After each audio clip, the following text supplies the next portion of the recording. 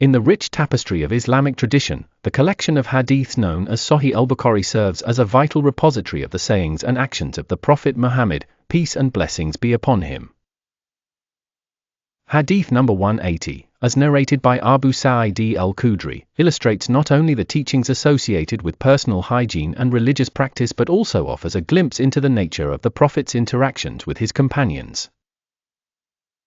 The hadith narrates an instance where the Prophet, peace and blessings be upon him, summons an Ansari man who approaches, seemingly having hurriedly completed a bath, evident from the water still dripping from his head.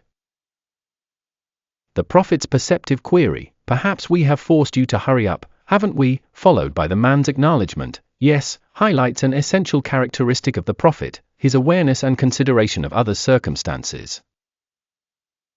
This simple exchange illustrates the deep empathy the Prophet held for his followers, always mindful of their comfort and conditions. The core of the hadith concerns the topic of ritual purification, known in Islamic jurisprudence as tahara. Initially, according to this account, the guidance was that if one was forced to conclude sexual activities quickly or did not experience discharge, a simple ablution, or wudu, was initially deemed sufficient.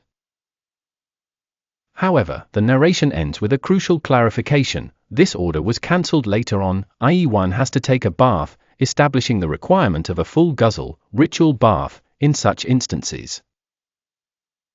This progression in religious jurisprudence exemplifies the dynamic nature of Islamic legal and ethical thought during the Prophet's time.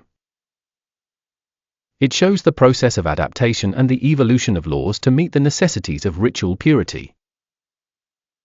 In contemporary reading, such hadiths provide insights into the iterative processes that characterize the development of Islamic norms, serving as instructive points for scholars and followers alike on how religious practices can respond to new understandings and contexts.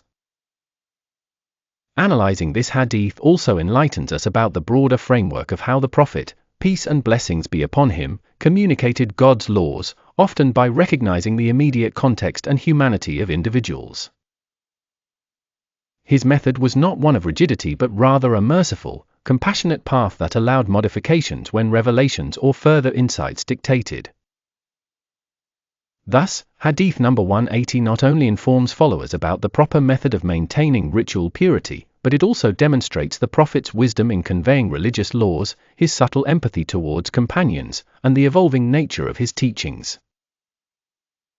It reminds contemporary readers of the importance of both adhering to divine guidance and understanding the compassionate and adaptive spirit in which such guidance was originally imparted. This hadith remains a poignant reflection on the compassionate leadership of the Prophet, peace and blessings be upon him, and his approach to imparting religious principles.